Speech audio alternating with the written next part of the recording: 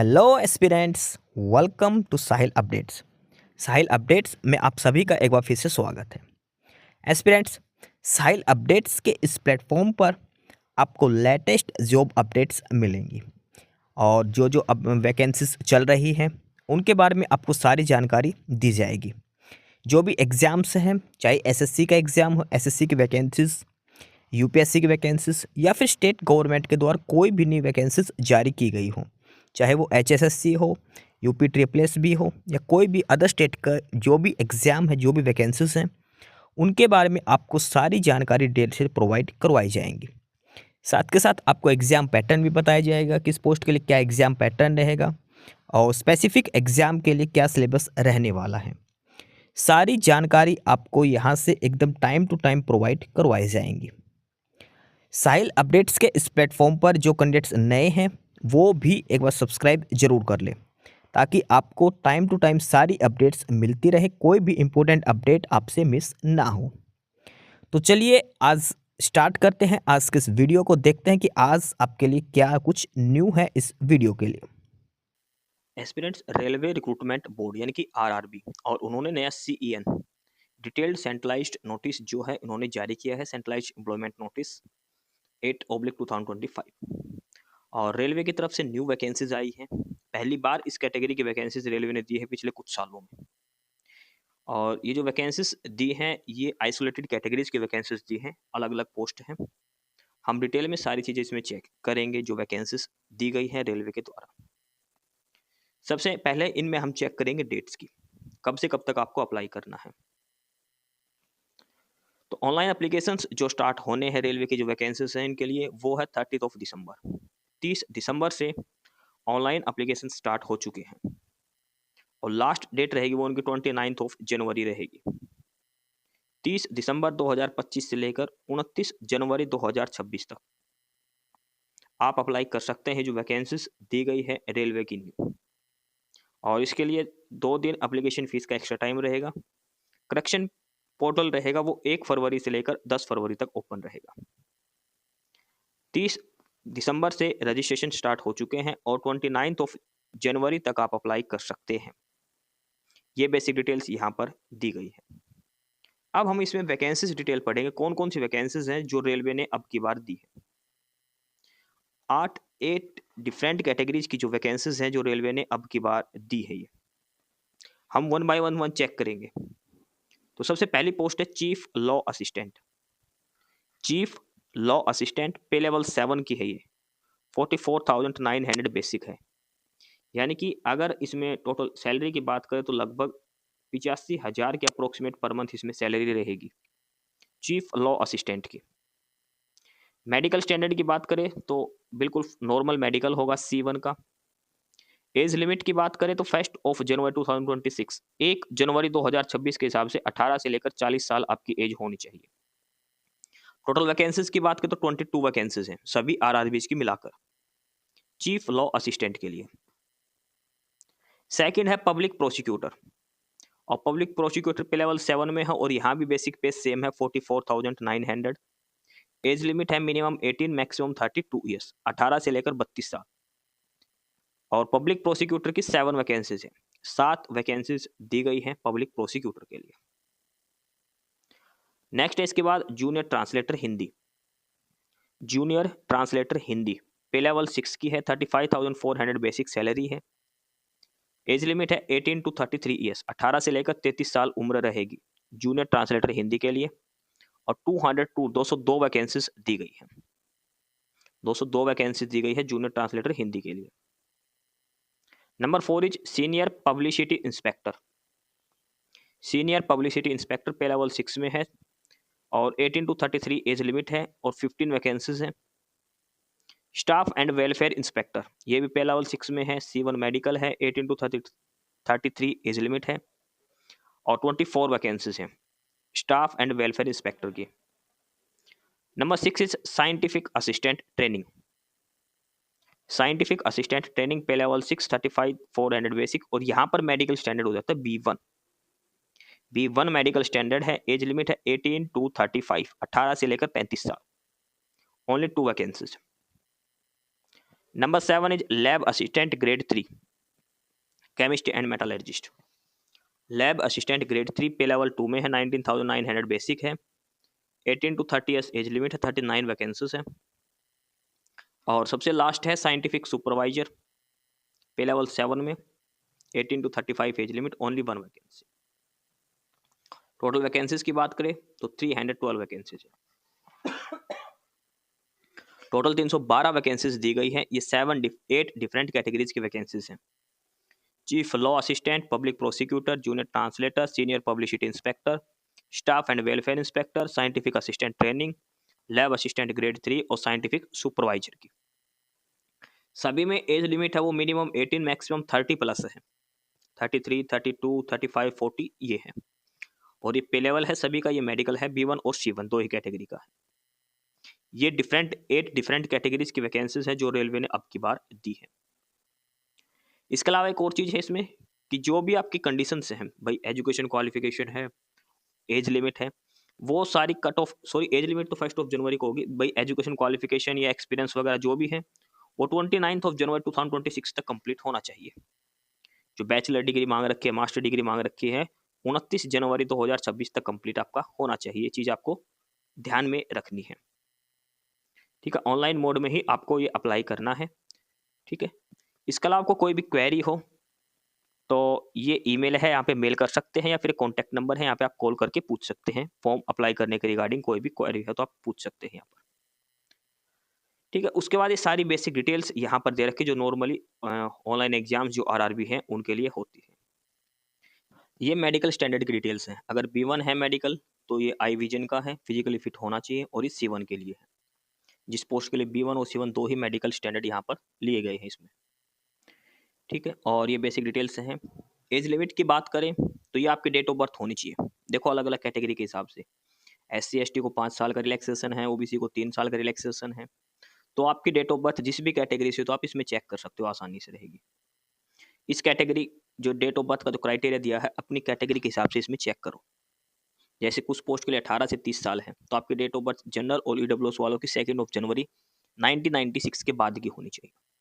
लेकिन ये ध्यान रखना 1 जनवरी 2008 के बाद का कोई कैंडिडेट नहीं होना चाहिए। 1 जनवरी 2008 से पहले का ही कैंडिडेट होना चाहिए, ये इसमें दे रखा है, ठीक है। ये एज रिलैक्सेशन का क्राइटेरिया दे रखा है अलग अलग कैटेगरी के हिसाब से इसके अंदर, जो OBC SC ST को जो भी है। एप्लीकेशन फीस का जो रेलवे का सेम क्राइटेरिया है, और जनरल OBC इन सभी कैटेगरी के लिए 500 रुपीज़, बाकी फीमेल सभी कैटेगरी की प्लस SC ST EBC इनके लिए 250 रहेगी। रिफंड होगा प्रीलिम्स के बाद, इसका 400 रिफंड होगा, इसका कंप्लीट 250 रिफंड हो जाएगा। होगा रिफंड उसी का जो पेपर दे के आएगा CBT 1, जो पेपर नहीं देगा उसका कोई रिफंड नहीं होगा, ठीक है। उसके बाद ये सारी बेसिक डिटेल्स यहाँ पर नॉर्मल दे रखी है जो जो अप्लाई करने के रिगार्डिंग है।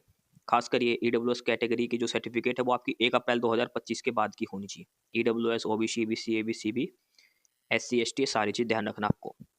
और EBC और EWS दोनों अलग अलग है, ये चीज़ भी आपको ध्यान में रखनी है।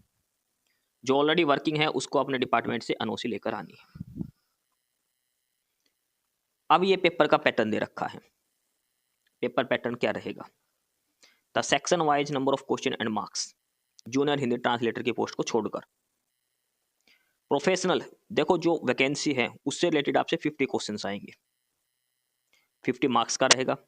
जनरल अवेयरनेस 15% 15 नंबर का, reasoning 15 question 15 marks, mathematics 10 question 10 marks, general science 10 question 10 marks.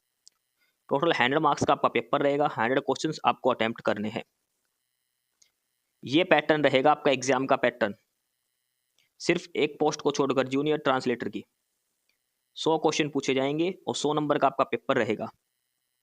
जिस सब्जेक्ट से रिलेटेड जो है आपकी क्वालिफिकेशन उसमें 50 क्वेश्चन उस टॉपिक से आएंगे, ये ध्यान रखना। जैसे सैनिटरी इंस्पेक्टर है, पब्लिक प्रोसिक्यूटर, लॉ असिस्टेंट जो भी है, उस चीज़ से रिलेटेड आपसे 50 क्वेश्चन पूछे जाएंगे। और बाकी 50 क्वेश्चन में से 15 जनरल अवेयरनेस के, 15 रीजनिंग के, 10 मैथमेटिक्स के और 10 जनरल साइंस के। इंग्लिश नहीं आती इसके अंदर, ध्यान रखना रेलवे में। और नेगेटिव मार्किंग भी रहेगी, 1/3 नेगेटिव मार्किंग का प्रोविजन यहाँ पर किया गया है। और ये सिलेबस दे रखा है, ये मैथमेटिक्स का सिलेबस है, नॉर्मल मैथ्स, ये जनरल रीजनिंग का, ये अवेयरनेस का, जनरल साइंस का। जो सारा 50 नंबर का है उसके हिसाब से। जूनियर हिंदी ट्रांसलेटर का एक सिंगल स्टेज सीबीटी एग्जाम होगा, और जो नॉर्मली होते ट्रांसलेशन रिलेटेड वो आपका करवाया जाएगा, डीवी वगैरह आपसे कंडक्ट किया जाएगा। ठीक है, आपको आरआरबी पर देखो, आपने पहले से अगर रजिस्ट्रेशन कर रखा है 2024-25 से, कोई भी रेलवे का ग्रुप डी का फार्म हो या फिर एनटीपीसी का, तो आपको दोबारा रजिस्ट्रेशन नहीं करना, लॉगिन करके अप्लाई करना है। अगर आप पहली बार अप्लाई करें तो रजिस्ट्रेशन करना है, और ध्यान रखना आपकी लाइव फोटो जरूर खींची जाएगी। मोबाइल से अप्लाई करें तो मोबाइल का फ्रंट कैमरा खींच के आपकी फोटो खींची जाएगी, फोटो अपलोड नहीं होगी, खुद की लाइव फोटो अपलोड होगी इसके अंदर, पुरानी फोटो अपलोड नहीं होगी, ध्यान रखना है। साइन वगैरह आपको ब्लैक पेन से साइन करने हैं, और ये सारी डिटेल बता रखी किस किस फॉर्मेट में आपके डॉक्यूमेंट्स होने चाहिए। ठीक है, ये सारी बेसिक डिटेल्स यहाँ पर आपको बता रखी है, और ये सारे आरआरबीज की लिस्ट है, जो जो आरआरबी है उन सभी की लिस्ट और ऑफिशियल मेल आईडी दे रखी है, उनकी ऑफिशियल साइट यहाँ पर दी गई है। अब हम इंपॉर्टेंट चीज देखेंगे कि सभी पोस्ट के लिए क्या क्या क्वालिफिकेशन होनी चाहिए। मेन चीज बचती है क्वालिफिकेशंस की, बेसिक डिटेल्स तो नॉर्मली सेम है, अब हम देखेंगे ये क्वालिफिकेशंस। सबसे पहले है chief law assistant. Chief law assistant की डायरेक्ट क्वालिफिकेशन की बात करें तो university degree in law with 3 year standing practice as a pleader at bar. Serving railway employees who are law graduate are also eligible to apply for this post, provided they have served for at least 5 years in any branch of railway administration. देखो, normal जो candidate है उसको LLB होनी चाहिए, यानी कि bachelor degree university की, और साथ में 3 साल का प्रैक्टिस का एक्सपीरियंस होना चाहिए। कोई रेलवे का एम्प्लॉय है तो उसको एक्सपीरियंस नहीं मांग रखा, उसको बस 5 साल की सर्विस होनी चाहिए। सेकंड है इसके बाद पब्लिक प्रोसिक्यूटर, और पब्लिक प्रोसिक्यूटर से graduate with bachelor degree in law, और साथ में 5 year standing as advocate at bar, ये होना चाहिए एक्सपीरियंस। उसके बाद है जूनियर ट्रांसलेटर हिंदी की बात करें तो जूनियर ट्रांसलेटर हिंदी में जो है मास्टर डिग्री होनी चाहिए, इंग्लिश में तो हिंदी एक सब्जेक्ट होना चाहिए, हिंदी इंग्लिश में है तो हिंदी एक सब्जेक्ट, हिंदी में है तो इंग्लिश एक सब्जेक्ट होना चाहिए। ठीक है, और इसके अलावा आपके साथ 2 साल का एक्सपीरियंस भी होना चाहिए। सीनियर पब्लिसिटी इंस्पेक्टर की बात करें तो आपके पास डिग्री होनी चाहिए, और साथ में डिप्लोमा होना चाहिए इन पब्लिक रिलेशन या फिर जर्नलिज्म या मास कम्युनिकेशन में, सीनियर पब्लिसिटी इंस्पेक्टर की पोस्ट के लिए। स्टाफ एंड वेलफेयर इंस्पेक्टर की पोस्ट की अगर हम बात करें तो ग्रेजुएशन होना चाहिए, और साथ में कोई भी एक diploma in labour social welfare, diploma in labour laws, LLB with paper in labour law, ये आपका होना चाहिए। Scientific assistant, second class master degree in psychology, 1 year experience in administration in psychology test. Lab assistant के लिए 12th में physics और chemistry होना चाहिए, यानी कि 12th साइंस से आपकी होनी चाहिए। और लास्ट है साइंटिफिक सुपरवाइजर, इसमें second class master degree in psychology, साथ में 2 साल का एक्सपीरियंस होना चाहिए। ये है इंपॉर्टेंट, जो 8 डिफरेंट कैटेगरीज की वैकेंसीज है उनमें क्वालिफिकेशन डिटेल्स, क्वालिफिकेशन साथ में जो एक्सपीरियंस मांग रखा वो आपके पास होना चाहिए। ये सबसे इंपॉर्टेंट है इन सभी पोस्ट के लिए। उसके बाद अलग अलग आरआरबी के हिसाब से वैकेंसी दे रखी है। अगर आप आरआरबी अहमदाबाद से अप्लाई करोगे तो ध्यान रखना वहाँ सिर्फ स्टाफ एंड वेलफेयर इंस्पेक्टर की ही पोस्ट है, और वो भी सिर्फ 2 ही वैकेंसी है। देखो, जिस पोस्ट के लिए आप एलिजिबल हो पहले अपने आरआरबी में चेक कर लेना उस आरआरबी में उस पोस्ट की वैकेंसी है या नहीं है, ये चीज़ आपको ध्यान में रखनी है। अगर आपके पास लॉ की क्वालिफिकेशन है, चीफ लॉ असिस्टेंट है पब्लिक प्रोसिक्यूटर की, और आरआरबी अहमदाबाद से सोच रहे हो तो वहाँ पर तो पोस्ट ही नहीं है। ठीक है, अब जैसे आरआरबी अजमेर से अप्लाई करोगे तो यहाँ पर पब्लिक प्रोसिक्यूटर की पोस्ट नहीं है ना, और वो सैनिटरी इंस्पेक्टर की पोस्ट है जो भी। तो जो भी पोस्ट के लिए आप अप्लाई करो तो पहले ये देख लेना वहाँ पर वैकेंसी है या नहीं जिस आरआरबी में, उसके बाद ही आपको ये अप्लाई करना है। हर आरआरबी में ये वैकेंसीज दिखा रखी हैं, और लिमिटेड वैकेंसी है तो करीब 5-7 ऐसे गिनी चुनी वैकेंसीज मिलेगी। ठीक है, तो अप्लाई करने से पहले आप एक बार जरूर चेक कर लेना जिस भी आरआरबी जोन से आप अप्लाई करो वहाँ पर ये वैकेंसीज है या नहीं है। सभी आरआरबी में मिलाकर टोटल 312 वैकेंसीज हैं, ये भी आपको ध्यान में रखना है। तो ये है ऑफिशियल नोटिफिकेशन जो आरआरबी की तरफ से जारी किया है, नई वैकेंसीज दी गई है अब की बार, 312 टोटल वैकेंसीज हैं, और ऑनलाइन रजिस्ट्रेशन जो है वो स्टार्ट हो चुके हैं। 30 तारीख से ऑनलाइन इनके रजिस्ट्रेशन हैं वो स्टार्ट हो चुके हैं, 30 दिसंबर से। तो जो भी कैंडिडेट्स अप्लाई करना चाहते हैं इन पोस्ट के लिए अप्लाई कर सकते हैं। डिटेल में आपको सारी चीज़ समझा दी है। ऑफिशियल हेल्पलाइन नंबर भी दे रखे हैं, कोई क्वेरी हो तो ये मेल है, और ये कॉन्टैक्ट नंबर है, यहाँ पे आप कॉन्टैक्ट कर सकते हैं कोई भी क्वेरी हो फॉर्म अप्लाई के रिगार्डिंग। ये 8 डिफरेंट कैटेगरीज की वैकेंसीज हैं जिन पर आपको अप्लाई करना है। Age limit, number of vacancies, सारी डिटेल्स दे रखी है। 29 जनवरी इसकी लास्ट डेट है फॉर्म अप्लाई करने की। एस्पिरेंट्स, यही सारी इन्फॉर्मेशंस थी आपके लिए आज की इस वीडियो के अंदर। और जो इन्फॉर्मेशन आपको प्रोवाइड करवाई गई है उसके रिगार्डिंग आपको कोई भी क्वेरी हो, किसी भी कोई प्रकार का कोई डाउट हो, तो आप नीचे कमेंट बॉक्स में कमेंट करके हमसे पूछ सकते हैं। बाकी नई अपडेट्स के लिए और नई इन्फॉर्मेशंस के लिए आप हमारे चैनल साहिल अपडेट्स को सब्सक्राइब जरूर कर लें, ताकि आपको सारी अपडेट्स मिलती रहें। फिलहाल यही था आज के इस वीडियो में।